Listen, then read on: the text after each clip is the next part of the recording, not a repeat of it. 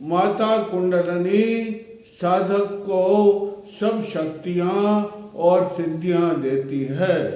जब माता कुंडलनी विशुद्ध चक्र में पधारती है तब जो है उसके ताले खुल जाते हैं और सिद्धियों का भंडार, जिस प्रकार धरती के अंदर छिपे रत्नमणि हैं उसी प्रकार सिद्धियों का भंडार जो साधक के सूक्ष्म शरीर में है, तत् यत ब्रह्मांडे तत् पिंडे, जैसे ब्रह्मांड में है वो शक्तियाँ, वो सब सिद्धियाँ हमारे शरीर में हैं, वो सब सिद्धियाँ साधक को प्राप्त हो जाती है।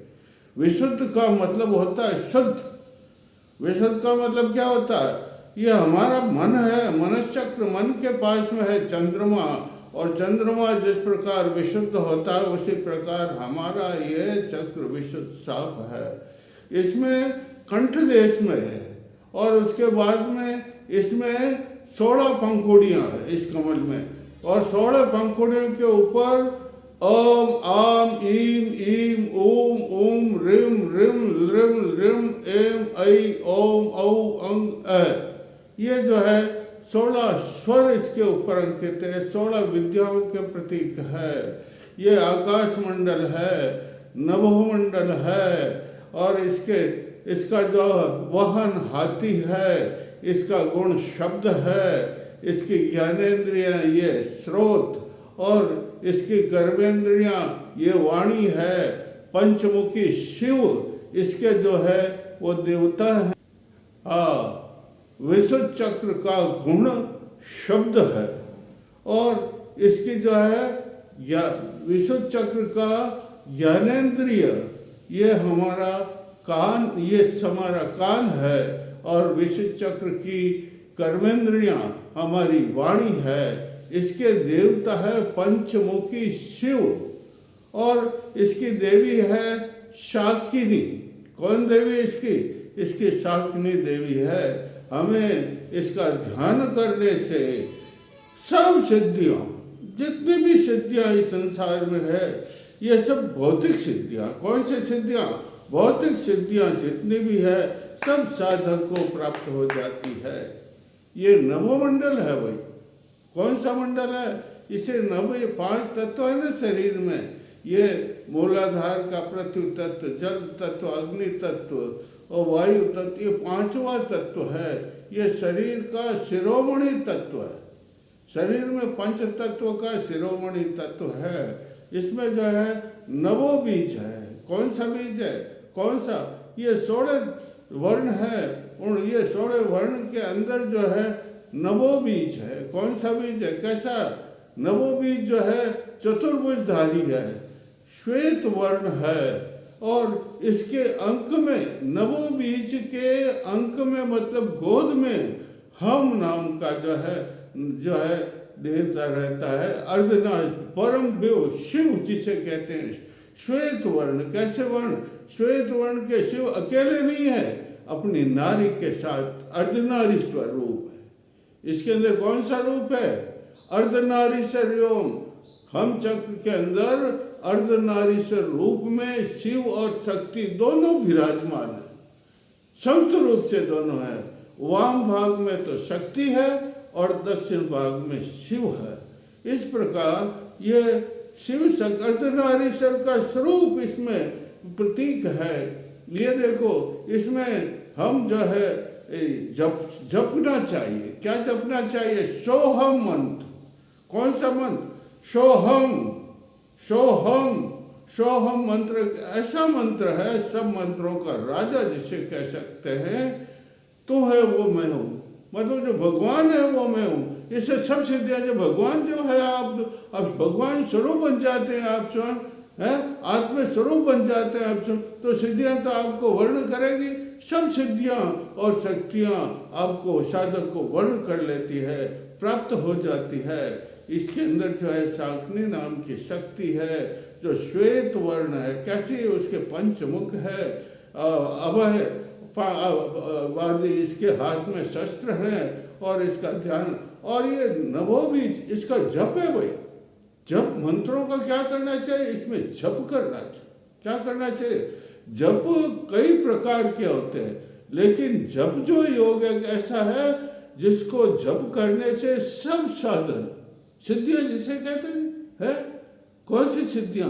अणिमा, गरिमा, महिमा, लगिमा, काम्य, प्रकाम्य, ईशिता, वशिता, ये सब सिद्धियां किसको प्राप्त हो जाती है? किसको? साधक को प्राप्त हो जाती है। इसलिए इसका जप करना, जब भी 4 प्रकार के, कितने प्रकार के? एक तो कर्म योग, कर्म जप योग, एक दो भक्ति योग, एक ज्ञान योग, और एक है जो है वो राजयोग। कर्म योग का मतलब गीता में लिखा हुआ है कि तू कर्म तो कर, लेकिन कर्म का जो फल है उसकी इच्छा निष्काम कर्म कर और उसका फल भगवान को अर्पित कर दे, तो तेरा ये चक्र जागृत हो जाए। और भी लिखा है भगवान ने, भगवान की ईश्वर प्रणिधानम, पतंजलि ने लिखा है ईश्वर प्रणिधानम, ईश्वर का जप करो। किसका जप करो? ईश्वर का जप करो, ये विश्व चक्र सिद्ध हो जाएगा। और इसमें भक्ति करो, भजन, ईश्वर का भजन मनन कीर्तन करो। और राजयोग, ज्ञान योग का मतलब सब शास्त्रों को पढ़ो, लेकिन उन शास्त्रों का सार निकाल के उन सार के अनुसार कार्य करो, इसे ज्ञान योग कहते हैं। और कहते हैं अंत में राजयोग। राजयोग का मतलब ये जो हमारे भगवान से मिलना। किससे? सिद्धियां तो प्राप्त होती है, सिद्धियां प्राप्त होने के बाद में घमंड नहीं करना चाहिए और उस रास्ते को छोड़ना नहीं चाहिए, सतत अभ्यास करना चाहिए। शक्तियां प्राप्त हो जाए, आप परवाह मत करो, सब कितनी बाधाएं आ जाए, लेकिन ये सब बाधाएं दूर होकर के आपको शक्तियां और सिद्धियां प्राप्त होगी। इसलिए आप सतत जप करते रहो। राजयोग का मतलब यम, नियम, आसन, प्राणायाम, प्रत्याहार, ध्यान और धारणा और समाधि, 8 अंग हैं योग के। कितने अंग हैं? इन 8 अंगों की साधना करनी पड़ती है। अनेक प्रकार के क्लेश हैं। कौन से? प्रमाण, विप्रवय, उपनिवेश आदि अनेक प्रकार के क्लेश हैं। उन क्लेशों को हटाना पड़ता है, तब कहीं जाकर के ये जो है विशुद्ध हो जाता, ये चक्र क्या हो जाता। और जब विशुद्ध हो जाता है तो अपने आप शक्तियां तो वर्ण करती। जब ये चक्र के सब मल, सब विघ्न, सब क्लेश नष्ट हो जाते हैं और आकाश के समान, किसके समान? या हमारे निर्मल मन के समान। में भी 2 प्रकार का, एक तो स्थूल मन और एक सूक्ष्म मन। तो स्थूल सूक्ष्म मन के समान ही हमारा आकाश तत्व है। ये हमारा जो है विश्व चक्र है। इसका मंत्र जपो भाई, इसकी साधना करो। इसकी साधना करने से आप जो है सारी सिद्धियां, सारी शक्तियां आपको अपने आप प्रकट हो जाएगी। आप प्रतिभावान बन जाएंगे, आप कवि बन जाएंगे, आप शास्त्रों में निपुण बन जाएंगे, आप निरोग होंगे। क्या होंगे? और आप जो है जपो ओम विश्व चक्र चैतन्य कुरकुर स्वाहा, ओम विश्व चक्र चैतन्य कुरकुर स्वाहा। दूसरा मंत्र है ओम विश्व चक्र जागृह स्थापय स्वाहा, ओम विश्व चक्र जागृह स्थापय स्वाहा। और सबसे बड़ा तो ओम जपो। ओम जपने और सोहम तो जपना ही, लेकिन एक ध्यान रखना, सोहम जपते हो तो सकारात्मक विचार होने चाहिए, नकारात्मक नहीं।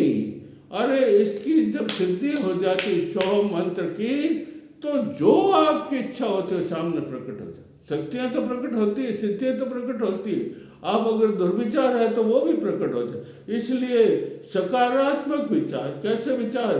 सकारात्मक विचार होने चाहिए। अब मैं आपको कल इसके बारे में और बताऊंगा। बोलिए जय सिया राम, जय सिया राम।